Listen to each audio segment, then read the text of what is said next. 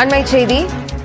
மயிலாப்பூர் நிதி நிறுவன மோசடி தொடர்பாக சென்னையில் 10க்கும் மேற்பட்ட இடங்களில் சோதனை நடத்தப்படுகிறது. கூடுதல் விவரங்களோடு செய்தியாளர் கோகுல் இணைப்பில் இருக்கிறார். கோகுல், இந்த மோசடி வழக்கினுடைய பின்னணி விவரங்கள், தற்போது எங்கெங்கெல்லாம் சோதனை நடத்தப்படுகிறது, விரிவாக.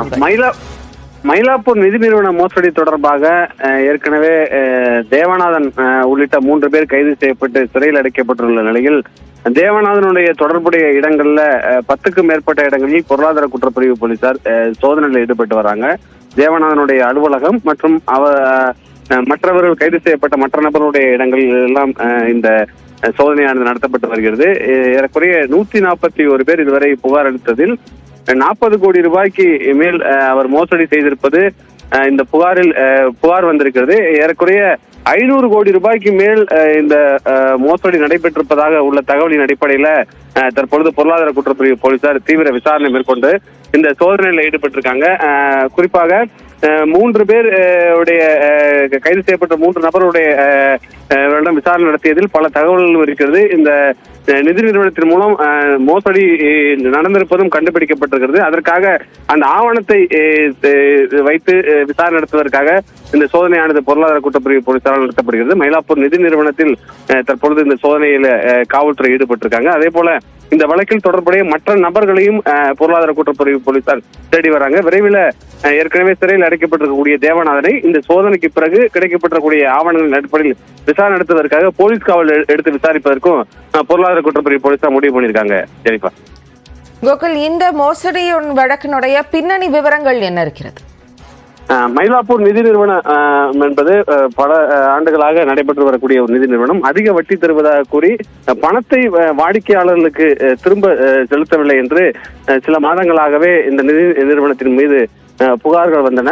பணத்தை கேட்டும் திரும்ப தரவில்லை என்றும், பணம் முதிர்ச்சி அடைந்த பிறகும், அதாவது அந்த முதிர்வு தொகையை வழங்கவில்லை என்ற ஒரு குற்றச்சாட்டும் இருந்தது. அந்த அடிப்படையில இதுவரை பொருளாதார குற்றப்பிரிவு போலீசாரிடம் 141 பேர் புகார் அளித்திருக்கார்கள். இன்னும் இந்த புகார் அதிகரிப்பதற்கான வாய்ப்பு இருப்பதாக கூறப்படுகிறது.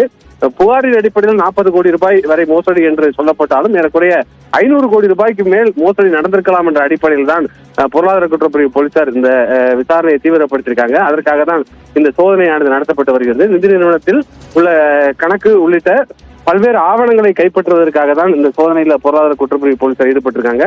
இந்த சோதனைக்கு பிறகு இது குறித்து விசாரணை நடத்துவதற்கு தேவநாதனை போலீஸ் காவலில் எடுத்து விசாரிப்பதற்கும் பொருளாதார குற்றப்பிரிவு போலீசார் முடிவு பண்ணியிருக்காங்க. அதே போல் இந்த வழக்கில் இன்னும் சில நபர்களுக்கு தொடர்பு இருப்பதாகவும், இந்த மோசடியில் தொடர்புடைய மற்ற நபர்களையும் காவல்துறை தேடி வர்றாங்க. சரிப்பா கோகுல், இந்த வழக்கின் விசாரணையை பொறுத்த வரைக்கும் தொடர்ந்து பல்வேறு கட்ட விசாரணைகளுக்கு பிறகு இன்று இந்த சோதனை அப்படிங்கிறது நடத்தப்பட்டிருக்கு. வேறு யாரெல்லாம் இதில் தொடர்பு பட்டிருக்கிறார்கள் என சந்தேகிக்கப்படுகிறது? முக்கியமாக இந்த நிதி நிறுவனத்தில் ஏற்கனவே பாதிக்கப்பட்டவர்கள் அளித்த புகாரின் அடிப்படையில் அவர்களிடம் முதற்கட்ட விசாரணையை புறநார்கள். அவர்கள் அளித்த தகவலின் அடிப்படையிலும் ஆவணங்களின் அடிப்படையில் தான் இந்த மோசடி குறித்து பொருளாதார குற்றப்பிரிவு போலீசார் வழக்கு பதிவு செய்து தேவநாதன் உள்ளிட்ட நபர்களை கைது செய்திருக்கிறார்கள். இந்த குற்றச்சாட்டின் அடிப்படையில் தான் இந்த சோதனையும் நடத்தப்பட்டு வருகிறது.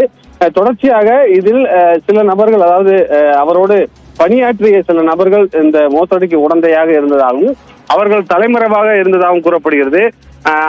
அவர்களிடமும் விசாரணையானது நடத்தப்பட்டு வருகிறது. அதே போல இந்த நிதி நிறுவனத்தில் பணியாற்றக்கூடிய மற்ற கணக்காளர்கள் உள்ளிட்ட நபர்களையும் காவல்துறை தேடி வர்றாங்க.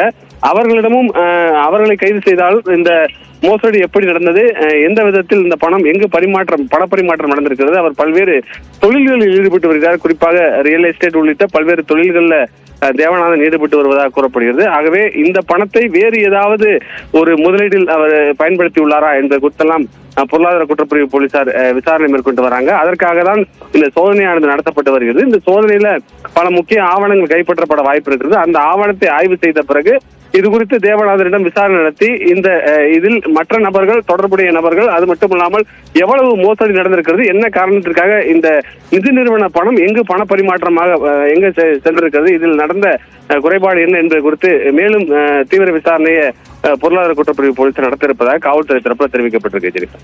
விரிவான தகவல்களை பதிவு செய்ததற்கு நன்றி கோகுல்.